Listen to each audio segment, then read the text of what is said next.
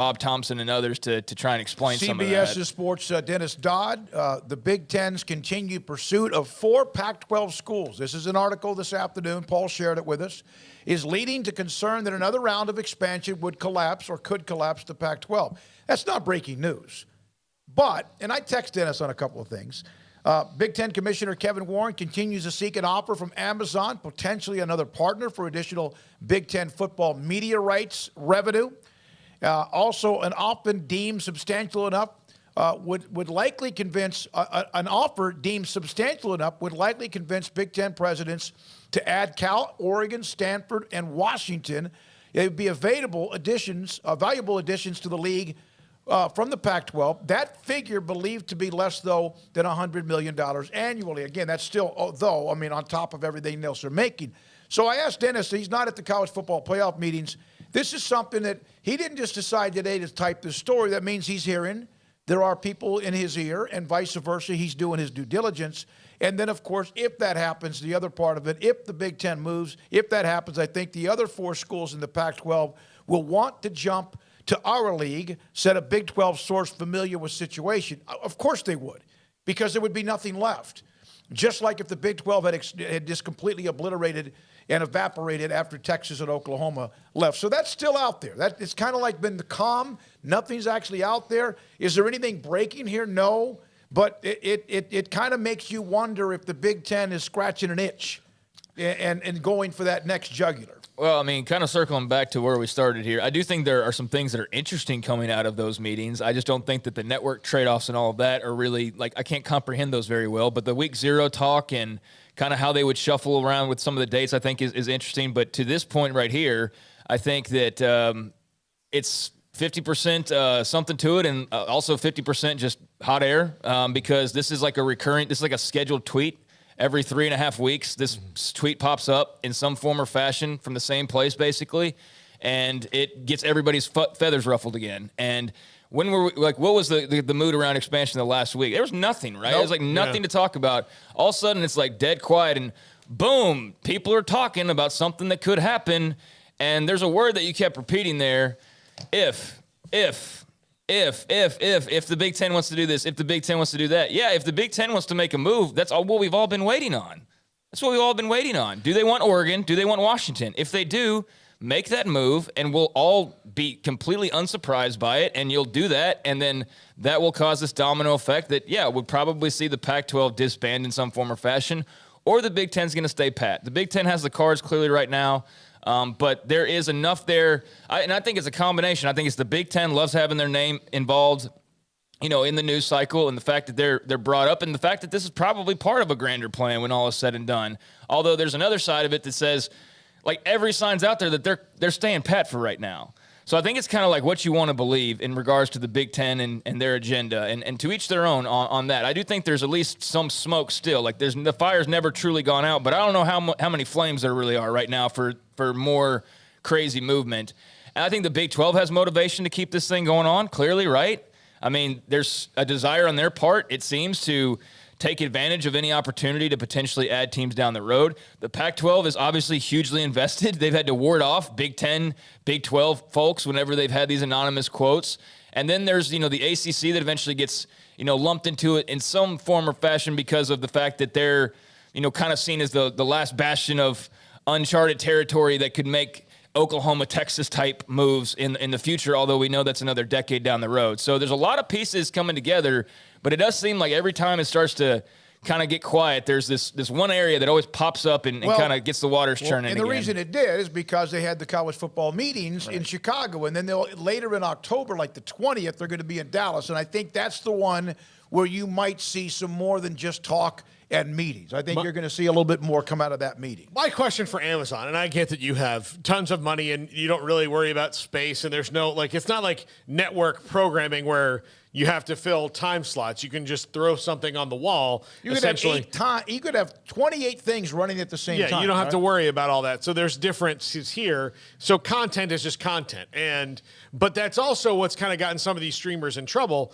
Like Netflix, the reason that they're out over their skis is for a good solid 5 years, if you came to them and said, I've got a show about sneakers, they'd be like, I don't care anything else. Yep. Go make it. And they just went and did all that stuff. So Amazon has more money. I get that, but they would not get Michigan, Ohio State, Penn State. No, in fact, that's been mentioned. So they're not getting them. They're getting they would be getting. So if you want to watch Northwestern versus Wisconsin, well, me, man, I get Northwestern, Oregon. Northwestern versus Oregon. Stanford against Maryland. Oh, look, Cal versus Maryland. It might be on Amazon, which is fine.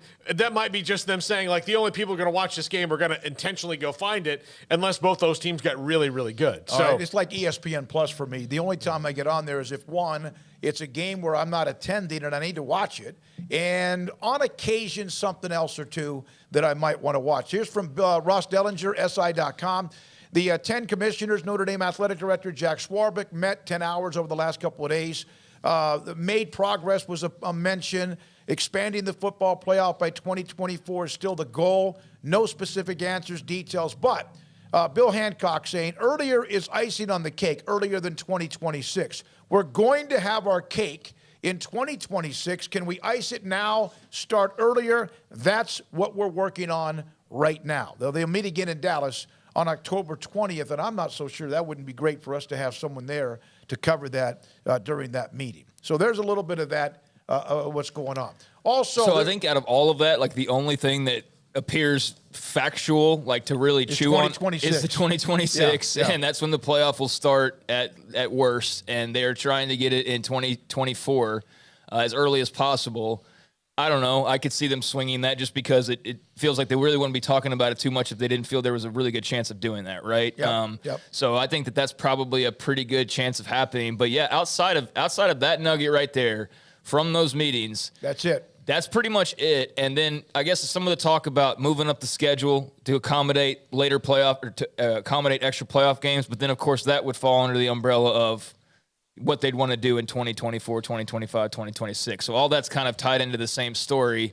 And those would be details that we would get once they decide, like, hey, we're starting in 2024. And boom, then you get to the schedule and all that. But yeah, outside of that, the Big Ten part of this, it's basically the same story from like 2 months ago. At least it feels that way on the surface. And perhaps there's more to it than that this time, but it still feels a whole lot like the Big Ten's kind of done, but maybe not.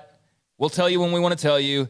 Then Washington and Oregon may or may not be coming. They're clearly interested because it's clear that they are. And why wouldn't they be? This time the names of Stanford and Cal were brought into it. Well, those were brought up all throughout the rest of the road. But they were just, it was like, is Cal really a target or are they not? And then it was like Stanford seems to be a dark horse. Yeah. And then the Oregon-Washington was always there. But it was a matter of, are they going to add just those two? Or are they going to add four? Are they going to add six? Are they going to, whatever and USC combination? Does not want Oregon.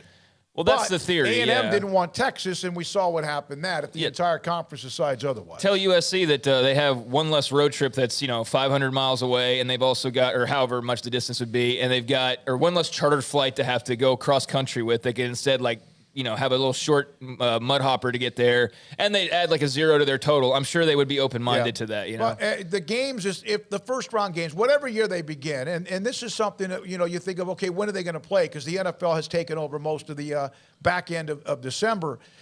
You'd like to have a game in its own window. There are just 3 windows: 12, 4, and 8. Now that's Eastern. 12, 11, 3, and 7 Central, and then of course there's Mountain and of course Pacific. So they might end up, and that's one of the things you have to discuss. Okay, you're going to have 4 first-round games, one on Friday night, maybe in prime time, and then you the next day have 11, 3, or whatever, and 7, the other 3.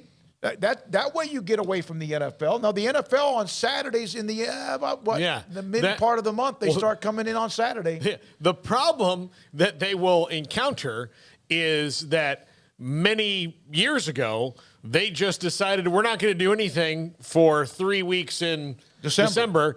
And the NFL said, okay, all right. I mean, if you want to, well, there's been people sitting on their butts on their couches watching these games for 3 months, 90 days, and you hit day 91, and we decided, one thing, we'll stop. The season's not over, but we're going to stop. The first round games, whenever they're played, whether Friday and a combination of Saturday, will be at home sites. That's one other thing that they have already, of course, confirmed. 12, that's confirmed. And it will 2026, as Craig said, that's the only thing that is a fact among everything that's been said, reported, written, or whatever else. Yeah, and we've had interesting discussions about the Pac-12's future or lack thereof, and the Big Ten's interest or lack thereof. Clearly, like, there's some level of interest. This wouldn't keep popping up over and over and over again if there wasn't. And there's clearly interest on the other side with Oregon and Washington. There's just way too much smoke there to think that there's not. And just common sense would lead you to believe that they're probably wanting to jump to the Big Ten at this point, just for security's sake and financial terms. But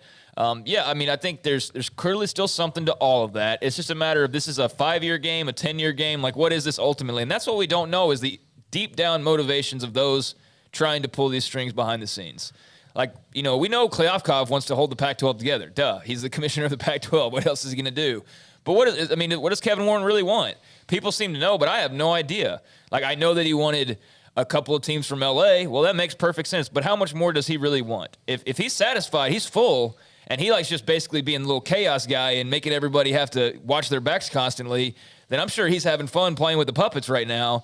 But if he is, in fact, keen on this national league type of situation, not immediately, because it can't happen immediately, but down the road at some point, well, then that is something to pay attention to, and that's why you do have to acknowledge these little movements here and there, even if they're not seismic shifts like an OU Texas or a USC UCLA. Yeah, so it's interesting. And anything, and Cindy, it's just an actual question. If you don't know the answer, I think there's never a dumb question. And Cindy, a couple of people kind of laughed at her question. What about a merger Pac-12 ACC? We've already been down that road. That's been brought up. That's been discussed. She's just asking the question. No, I'm not talking to her. I'm saying that's been brought up like this week. Yeah. What are you talking about? Like, that's being brought up right now. I've seen articles about that like a day ago. They were talking about that once again. I can't, off the top of my head, tell you exactly who was writing it again. But yeah, I feel like I saw a couple of those types of articles pop up, and the fantasy scenario. And Cindy, it's a great idea. Certainly there's a lot of teams that would benefit from that, but it just appears right now that it seems like more of a hope than anything actually, with some meat on the bone to it. And logistically, it would be interesting to see how they could make all of that come together. But yeah, I just read something about, like, well, what if the Pac and the ACC and the Big 12 all got together, and what would that look like? And that was something that was discussed a couple months ago, but it seems like that gets brought up in some form, whether it's two conferences or 3 conferences, and there's just too many issues to try and navigate. And there's no need for that now. Well, that's the biggest thing, yeah. And the scheduling alliance part of this would get really changed with all these conferences being so big, and everybody probably have 9 conference games. You're not talking about a lot of games that you have to really fill there. Plus now with the group of 5 teams having a shot to get in the playoffs, they're gonna, they already answer your calls, but they're gonna be a lot more aggressive in filling those spots as well. So there's a lot of things you have to navigate with scheduling alliances or alliances. Also, I don't know if I were George Kliavkoff, I wouldn't exactly go out and tout, that I was trying to seek a partnership with the ACC when the whole reason I've given for UCLA being not financially viable to leave is that they'd have to travel across the country too much. Well, I don't know if he's looked at a map, but the Pacific Conference and the Atlantic Conference are on different bleeping oceans, They're George. almost as close if the Pac-12 went west to get to the ACC. I'm kidding. There's only 7 oceans in the world. We have to hit a break to get to Brock Hewitt on time here. I need to say one thing, though. Cindy, the biggest reason why is because of the expanded playoff, of why that's not in the immediate plans. It was a lot bigger of a conversation prior to the playoff, but with the playoff expanding and basically guaranteeing that the Big 12 champ, so long as they don't have like 4 losses over their head, is going to be a playoff team, and the Pac-12 champ, same thing, is going to be a playoff team. They have a route now. They didn't have a route necessarily before, but they've got a pretty solid route compared to what was out there, so that's a big reason why the consolidation doesn't make sense right now. And you wonder, USC and UCLA most likely still make the move because of the almighty dollar. For sure. Texas and Oklahoma making the move because of the almighty dollar. But you wonder if they would have known, and maybe they did, but they didn't, that they would eventually and quicker and sooner than we think move to 12 rather than 4. I'm not saying none of those 4 teams would have stayed, but you now have a tougher route where you're going than you did where you are. Maybe UCLA reconsiders. That'd be the first one I think would. I think Oklahoma and Texas is as much about the prestige and the name and the headlines as it is about the money. And because, what money does Texas really need? Although, of course, how are the richest? Well, they get the most money at every turn, right? So I'm sure money was a factor for UT, but I think it was having the SEC logo and being able to say you were in the top club and that kind of stuff. So I feel like, Hey, I think three of the four USC's doing that too. Well, absolutely, you can apply that to them. So yeah, I say UCLA might be the only one, just because they don't seem hell bent on that type of glory per se, but they need the money clearly. So maybe they would have reconsidered, but I think all the other three definitely go no matter what. You'd love to be able to ask Kevin Eltife, or you'd love to be able to ask presidents at various schools. Just to even if they said no, we were going to leave no matter what if we'd have known about the 12 playoff expansion, 12-team expansion. Thanks for all of you early